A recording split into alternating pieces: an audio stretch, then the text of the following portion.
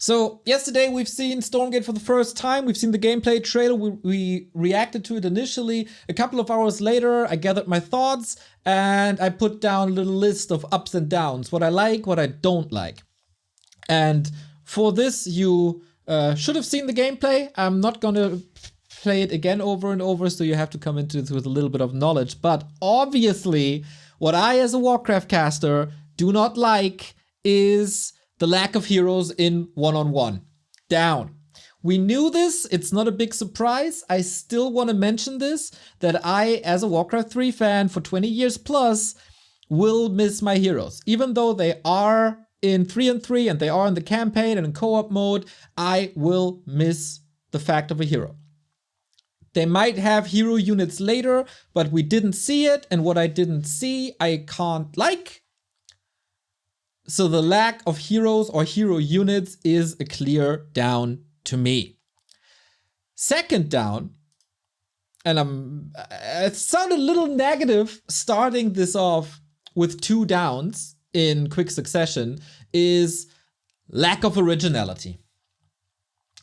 And that is my biggest down of the entire thing. A lot of people said this. There's 2 big talking points, really. It's graphics and a little bit of lack of originality. And lack of originality is my biggest minus. Because, let's be honest, this is StarCraft, this is Terran, and not only judging from the gameplay, but also the interview that we did with Monk, this is pretty classic Blizzard development. This is take a lot of things we like from different games and put them together. But this is, I came into this gameplay reveal with the question, I said this to Carson, at the end of this gameplay reveal, I want to know what makes Stormgate Stormgate. And I still don't know what makes Stormgate Stormgate. So this is either lack of originality and lack of creativity in the development, or the presentation wasn't good. So we got Marines from StarCraft, we got medics from StarCraft, we got disruptors from StarCraft, we got dogs from Command and Conquer, we got scouts from Age of Empires, we got creep camps from, I wouldn't even say Warcraft 3, but maybe MOBAs. We got a look of an updated Warcraft 3 on the map with the look of buildings in StarCraft 2. Like, it's a lot of stuff we have seen put together. And that makes me a little worried. There's still 2 factions coming, at least. This has been confirmed. It's going to be 3 to 4 factions. I really hope they turn up the creativity with these factions and we get more flavor, and this will be helpful. My first up, and that is quite a big up for me as a Warcraft fan, is time to kill. Time to kill in battles. We take a look at this battle. It's not like StarCraft where things just blows up. You can clearly micro. There's time to react. Not only here in this little skirmish, also with the big Gatling gun. You can escape, and also in this big battle when the energy shots are flying, you can always react. And this, for a Warcraft fan, should be a really good sign. That means that you can micro in the fight, that there will be a lot more emphasis on micro in the fights. There can be trick shots, you can dodge. It's not, oh, I have to work on my macro and I have to take a look at my resources and manage my economy the entire time. I want to fight. And that's the most important thing and the most exciting thing about RTS games, the army fights. So time to kill takes shorter than Warcraft 3, but definitely longer than StarCraft 2. So time to kill being increased from StarCraft is a big up for me. And probably my biggest up as well. Another up that we see is the versatility of units. So from what we've gathered so far is that almost all units have different purposes and upgrades, which is fine because let's be honest, a grunt is boring. It does absolutely nothing. It's a boring unit with pretty bad design. I want stuff to be more exciting, and this is mostly what we get when we look at this. The Lancers will have a shield later that gives them more longevity in a game, so they're just not throwaway tier 1 units. The Gunners, not too sure. The Disruptor shots, they can move, they have a Gatling gun. The Medics can not only heal, but also do damage over time to enemies. There is a little bit of ground control, crowd control stuff from the Disruptor shots. You know, there's different purposes on these units. There's upgrade on the Scouts as well, so they are used as a little sensor tower kind of thing. The abilities of the units seem to be fine. Coming to my next down though, while I like how the buildings look, I don't really like the design of the buildings, and that's a down. Because I have no idea what's going on there. Maybe it is because I'm not too familiar with the game, but in my opinion, you shouldn't be too familiar with the game to realize what a building does. In Warcraft, it is incredibly clear, especially at the human faction, what's what. You know immediately that a town hall is the main building. You know immediately that a farm is not that important because it's way smaller in size and it's just a hut. You can also differentiate immediately between Rex, Sanctum, Griffin Aviary, and Workshop. Barracks, it's like a little castle. That's something where normal units are trained. The Sanctum has a magic touch to it. The Griffin Aviary is literally a griffin showing you that it's air units. The Workshop is showing you, okay, that's clearly mechanical. Would you think that this is the barracks on first view? I don't know. What separates this building from this building, and especially this building from this building? The scaling is a little off. This is only giving food, but it's almost as big as the racks. It's not very clear. Also later, like this is the animation when a unit is trained. Very subtle, pretty small. Later, we see another animation when this building constructs something, and this animation is huge. The building itself is huge. It's almost as big as the main building, I would say. So there's definitely work to be done when it comes to the buildings. I like the building animations. The animations get an up.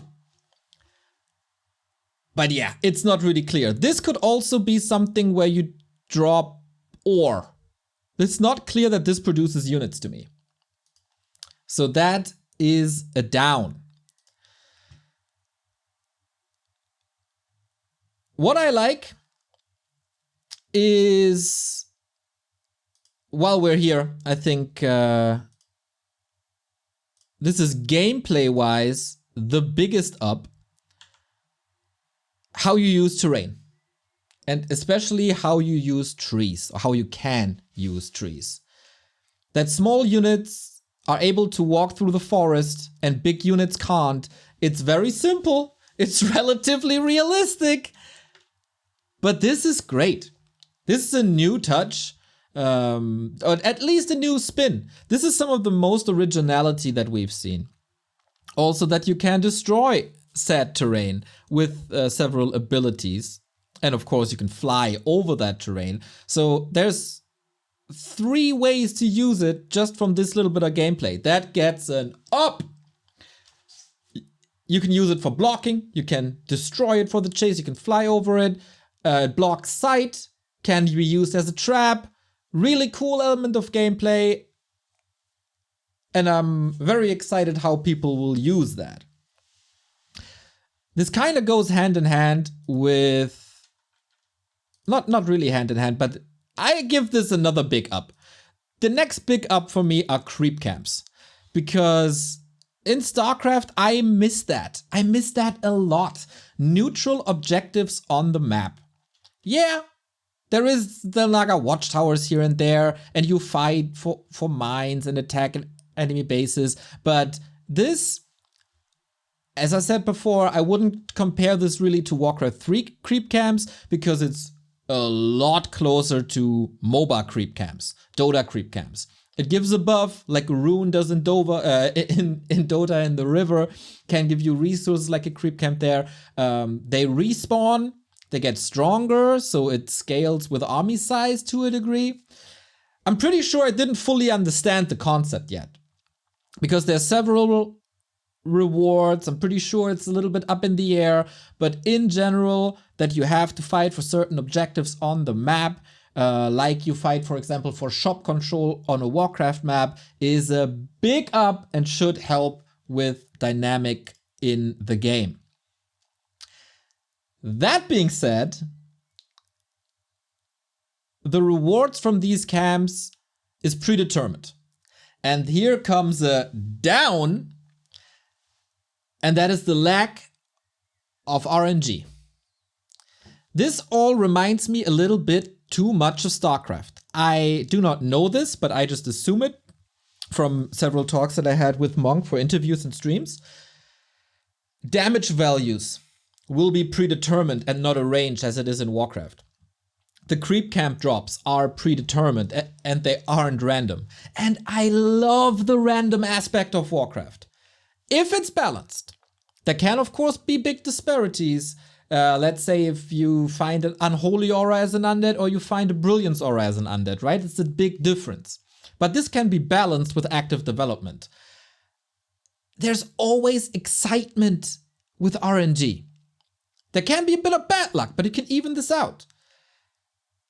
I'm competing for this camp, and it might be really, really good, and it might lead me back into the game, or it's just, not that great, but a little nice to have. It's a little bit of like a slot machine mechanic. Could be so good. And I dislike that they don't like it the way I like it. That is a very personal thing over at the StarCraft scene. People will love this fact. I, as a Warcraft caster, dislike the lack of RNG. Actually, a lot.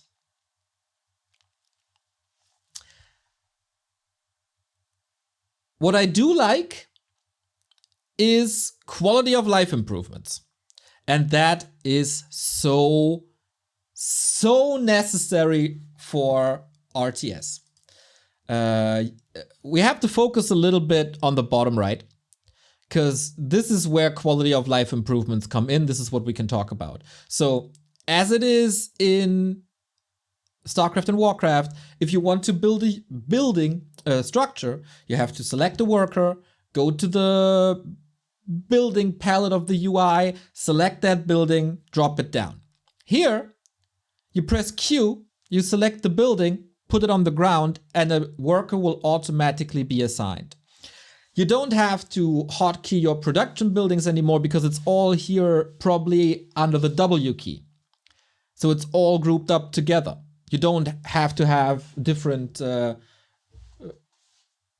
control groups for your buildings anymore. It's all right there. Same goes for upgrades, etc. How exactly that's defined, we'll see, but this is making things a lot easier. Right? This is good. I'm carefully curious about what they've said about automated control groups. This could be good. This could backfire, but that they realize the flaw of the select your entire army key that a StarCraft has, and that they want to evolve this is the right step, but this is something we have to see when our hands are on the game. That being said, the UI must be work in progress. this cannot, I think this is just put on top of the video, as it's not really in sync either with most of what's happening. But yeah, UI is at best a placeholder. That's a down. Big down. But yeah, let's just hope it's a placeholder. What I like as well is most of the readability. In general, this style of graphic should lead to things being very readable. For example, in the first fight, you can more or less clearly see that there's different types of units. This is the mech, this is the bio, different sizes, player color pops off, effects are clearly visible.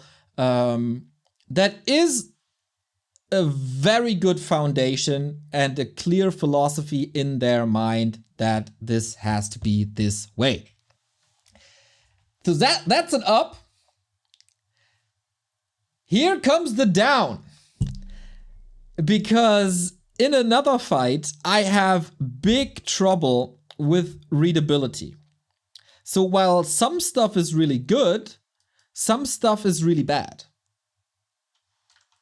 And that is this sequence right here. This is 3 different units. Would you realize that on first sight? I'm not too sure. There's workers with this little pack on the back. Then there's gunners and there's lancers. It's all a little samey. It's the same type of armor. It's the same shape of the armor. It's gray guns. And it's gray lances. It goes forward and backwards. Like, this is very samey, and I'm having issues reading this. I'm also having issues in big fights, which is kinda normal, I guess, but this can be fine-tuned. We looked at this yesterday already. Bottom left, this is a lot going on. So, especially now. So, what we have on screen right here is this big explosion, which is supposed to be big, obviously. Then there's also damage over time on the floor. There's big green buffs. It's just a lot. And then there's also the red markings from where the shots are gonna land. I think it would help a lot by just reduce the buff on the Vulcan unit. And in general, display things a little shorter, make it a little bit quicker, all these animations. But yeah, this can get wild. Given, like, I don't know if this is a full army or if you can build even bigger armies, but there is a risk of there being too much going on. So some of the readability, thumbs up, some of the readability, thumbs down. What I also like is most of the impact of attacks, like when this big lightning bolt crashes in, there's a certain oomph to it. It could even be bigger, but what I really like is, for example, the Gatling gun. That feels good. So stuff like that. In general, gets an up. What's also getting an up is, in general, the soundtrack. The soundtrack is pretty damn good. It has a little bit of a StarCraft Terran vibe, of course. It builds. It's anthemic. It's not too sci-fi-y.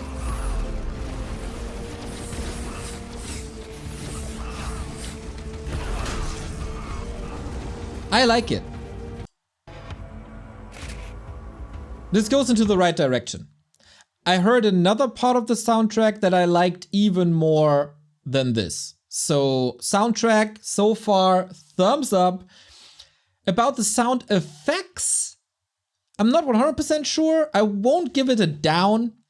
I think it's a bit generic, but it's also recognizable. And I take recognizability over something crazy. So, we take this. What I a big up as well for big up is something they only talked about, something we didn't see. Asymmetric factions. So this means it's more like Warcraft, where we have human, orcs, night elf, and undead, and more like StarCraft, where we have Zerg, Terran, and Protoss.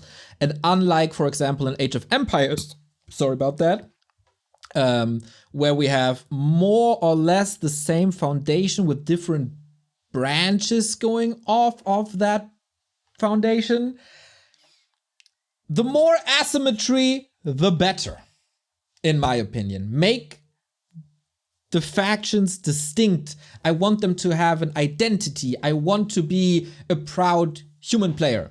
I want to be a proud demon player. I want to be a proud space Viking player, or whatever the third faction is.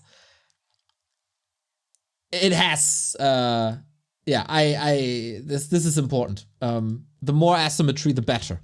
Even though that will lead to balanced discussion. My race doesn't have natural mana regeneration. Yeah, that is part of the design.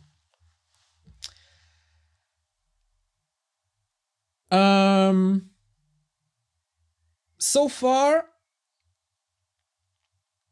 what I don't really like is the design of the faction itself. It's just so much Terran. I said this before, and the lack of originality. There's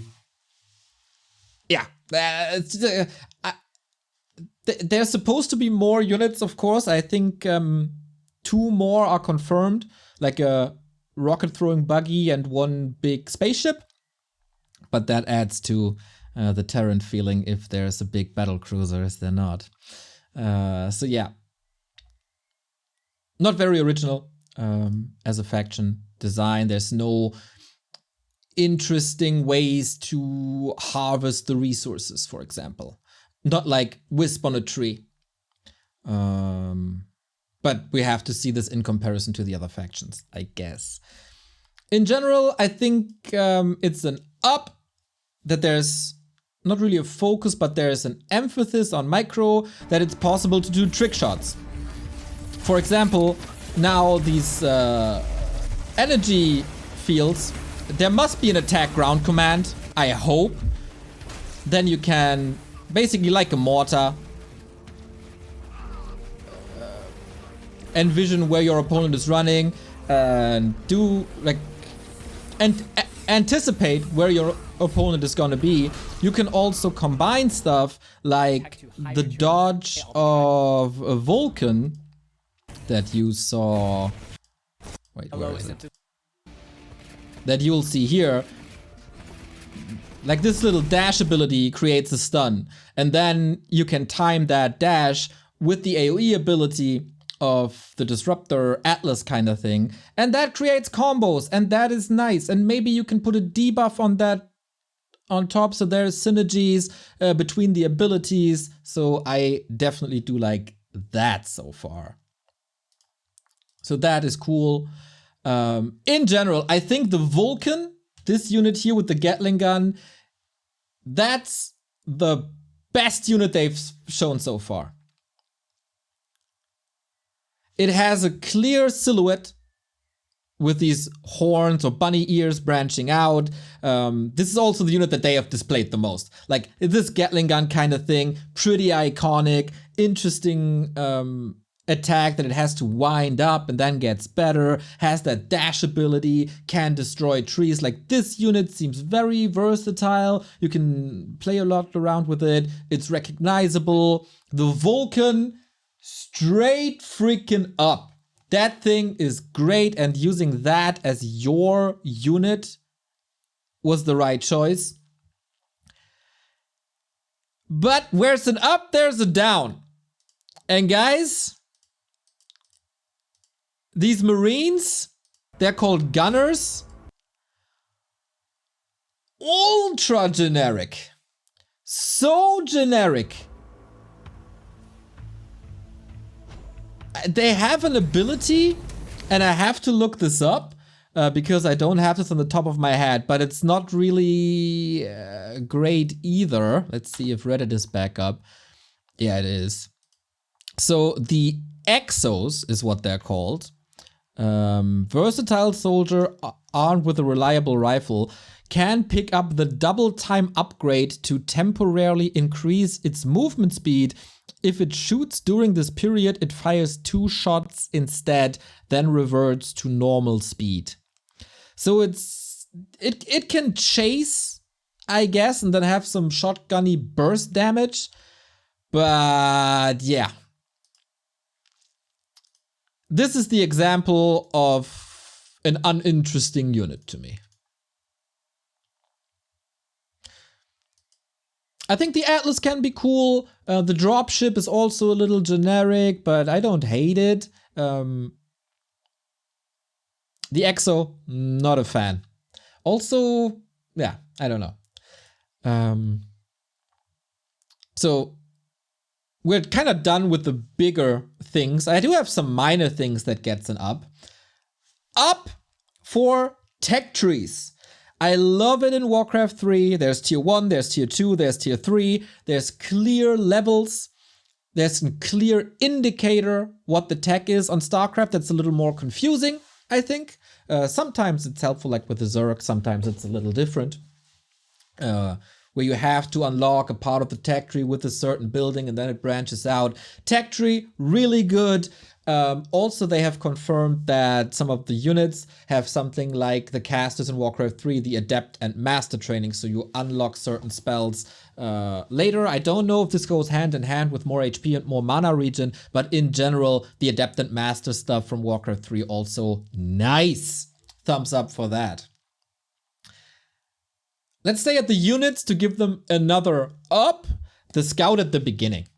And not only that it's a scout that you can use and you don't have to use your workers, also that there's asymmetry in these scouts. So we saw that the little doggy can attack, has these laser eyes, tells you when a unit is coming with his ability. You can also rush with them. So it's not just one-dimensional, here's a unit, move it and see what your opponent is doing, but there's flavor to it. I like that. What I do not like is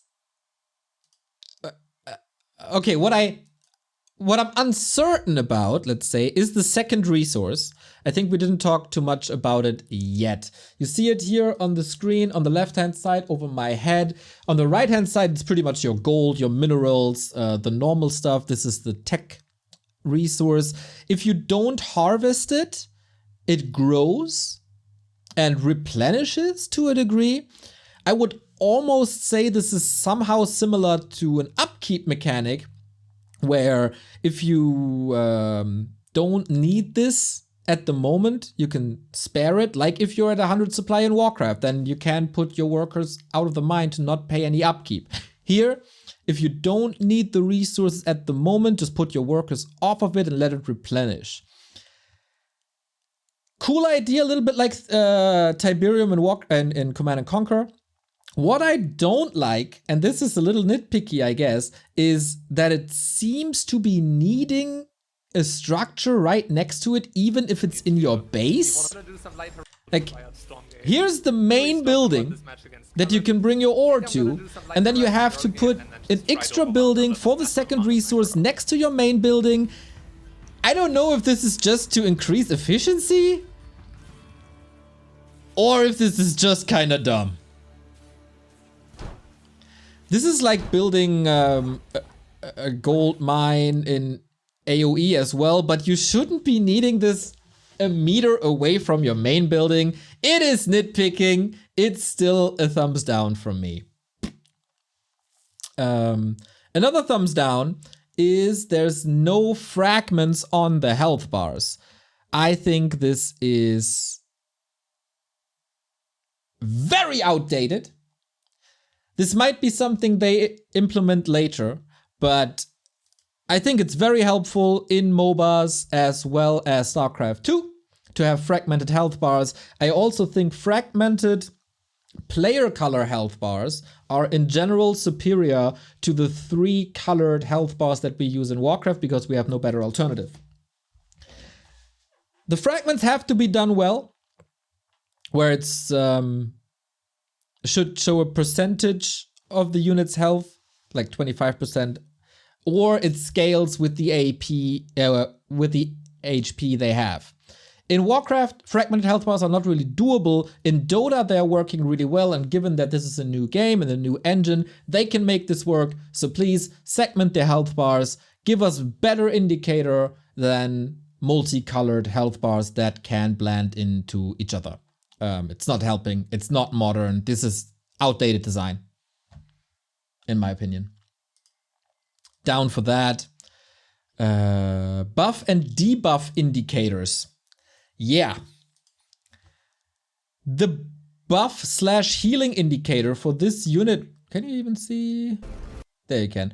For the Atlas unit here is huge. I don't think it has to be that big if it's not necessarily an aura providing thing. I do like it more the way the workers have their buff indicated. As you can see in a second here, the workers get a little shield around them that scales with the unit size, I guess. Boom, there it is. Clear indicator that this unit has a change to them, but it's not crazy overwhelming. I think the effect is just scaling with the model size, though that should be an easy fix. But yeah, this could be done better. I think the color scheme is in general good. Green is healing as it is in every game, so that I don't give a thumbs up for simple things like this, but yeah, in general this is good. What I also like is the how do I put this? I wanted to say the attempt of humor, but that might be a little mean, you know? There is character in some of the units, and I think you see it at the worker. The worker has a smiley face. There you go. Smiley face on the robot, that's kind of cool. A little bit over the top stuff like laser-eyed dogs, also pretty cool. Don't take yourself too seriously. What everyone loves in Warcraft 3 is the unit response lines when you click on the units a lot of time. You're not my king, etc. That gives some humor, that gives some character, that shows that the devs really like what they're doing and go the extra mile. That sets it apart from other more generic RTSs, so please keep doing that. Not over the top, like some people want the chicken creeps to stay in the game. I think that's not too good. But yeah, little bit of flavor drops here and there is pretty good. I also like how it seems to be balanced in terms of defender's advantage. As you can see at the final fight here, there are 3 turrets in this base.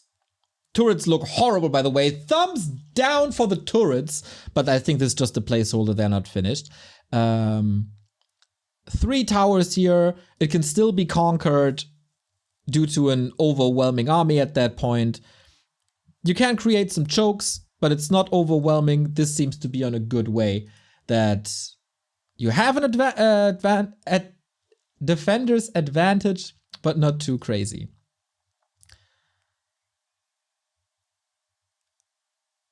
And the last little down I have is some of the pathfinding seems to be off or not optimized. You can see this once again at the bottom left right now. Look at the Lancer.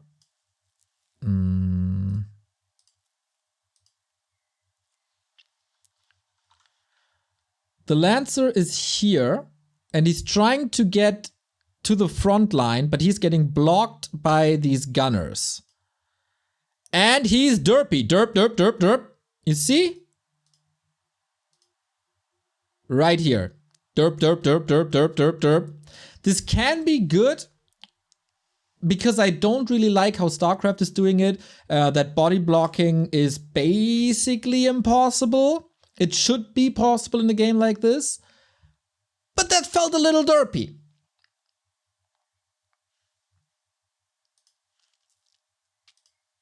So that's my ups and downs. There's more ups than downs. I was a little nitpicky in the end.